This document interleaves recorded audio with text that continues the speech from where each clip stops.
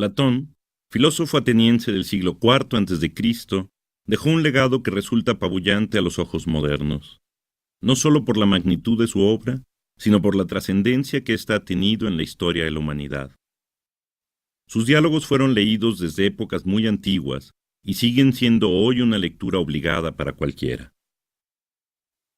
La figura de Platón, además, no se puede disociar de la de otros dos filósofos griegos, Sócrates y Aristóteles.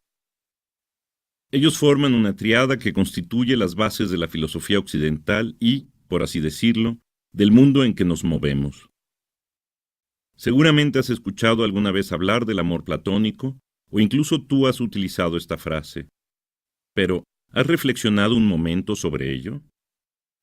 Siguiendo la definición del diccionario, el amor platónico es un amor ideal, es decir, un amor perfecto. La concepción de que existen ideas que son la condición perfecta de las cosas de este mundo, como por ejemplo el bien, el amor o el hombre, y de las cuales participan las cosas terrenales, nosotros, nuestra forma de amar, es justamente el pensamiento más conocido de Platón. Esta contraposición entre un mundo real y un mundo de las ideas quedó muy bien expresada en su libro La República, de la cual, a continuación, escucharás un fragmento, justamente el inicio del libro séptimo.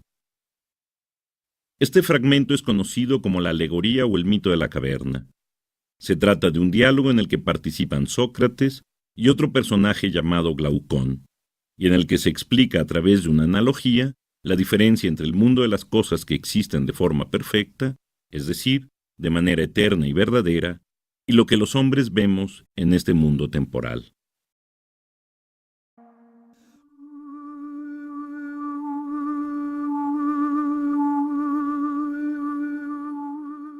El mito de la caverna.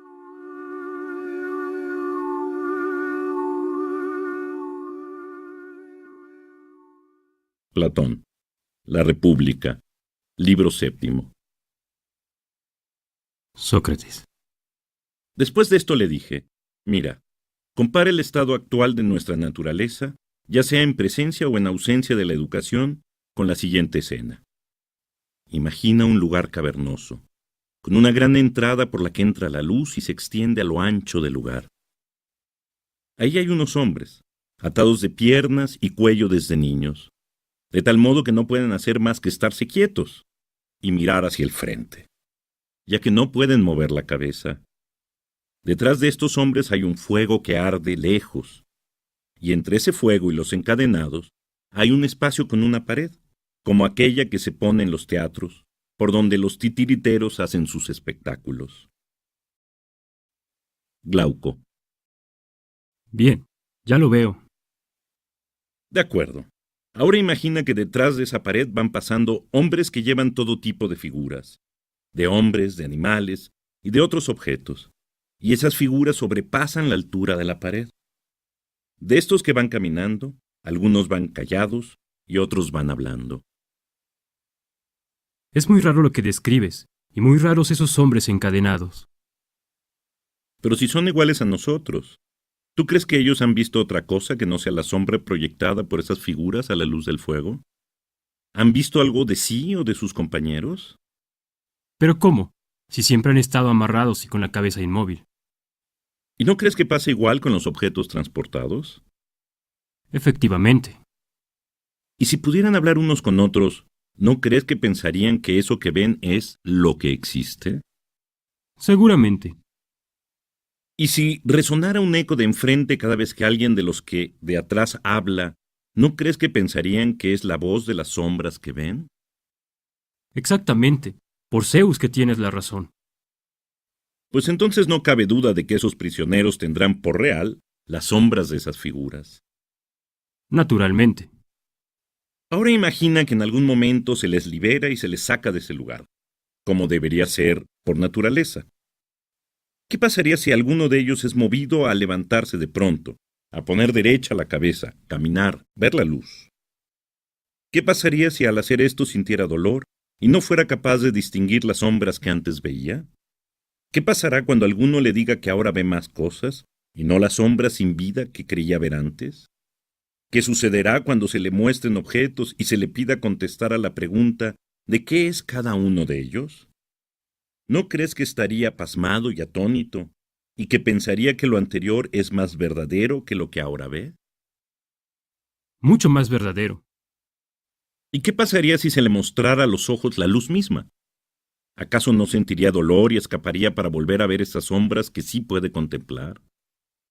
Creería probablemente que esas sombras son más claras y más nítidas que lo que ahora se le muestra, ¿no crees?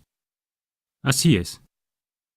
Ahora imagina que lo sacaran a la fuerza de esa cueva, por la alta y escarpada subida hasta llegar a la luz del sol.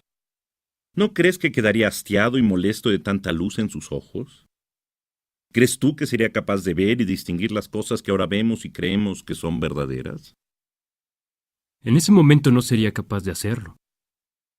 Necesitaría tiempo para poder ver lo que hay arriba. Primero podría ver las sombras, luego las figuras de los hombres, luego imágenes reflejadas en agua y luego las figuras mismas. Ya después podría ver más fácilmente las cosas del cielo y el cielo mismo por las noches. Podría fijar su mirada en la luz de la luna y las estrellas. Todavía no podría ver las cosas del día y las que son propias del sol. Tienes razón. Por último podría ver el sol mismo, no las imágenes en el agua ni en otros reflejos, sino el sol mismo, en su dominio, el cielo, y las cosas que le son propias. Por fuerza sería así. Luego se daría cuenta de que el sol es quien produce las estaciones y los años, y quien gobierna sobre todo lo visible, y que es en parte el autor de las cosas que veía anteriormente. Seguro que pensaría eso. ¿Y qué crees que pase cuando recuerde su estancia en la caverna? ¿No crees que se compadecería de sus compañeros y del conocimiento del mundo que tienen allá adentro? Claro. Imagina que entre estos hombres de la caverna hubiera honores, o premios a aquellos que pudieran ver mejor las imágenes, decir de qué se trataban, recordar su orden, e incluso profetizar según el orden y las formas que pasaban. ¿Qué pensaría al respecto este que salió? ¿Crees que sentiría nostalgia de esas cosas?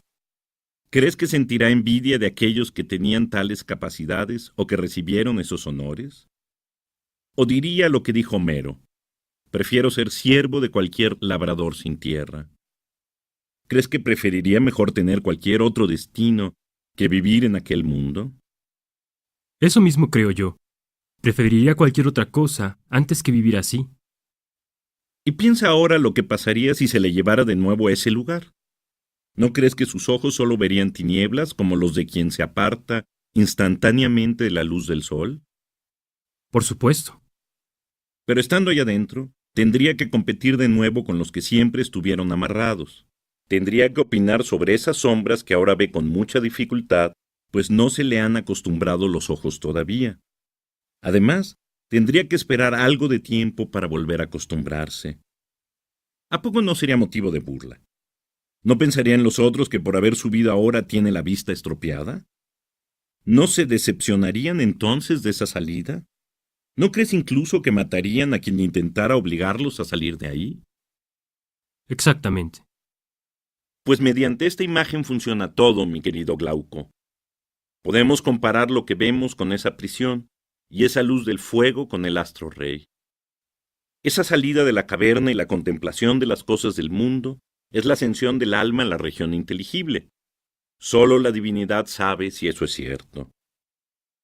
Y yo puedo decir de todo esto que en el mundo inteligible lo último que percibimos, y con mucho trabajo, es la idea del bien, pero cuando se percibe, nos damos cuenta de que es el bien quien causa lo bueno y lo bello que hay en las cosas. Que mientras en el mundo de lo que vemos ha engendrado la luz, y a su fuente inagotable, en el mundo inteligible es esta idea la soberana y productora de verdad y de conocimiento, y tiene que conocerla todo aquel que quiera actuar sabiamente en su vida pública o privada.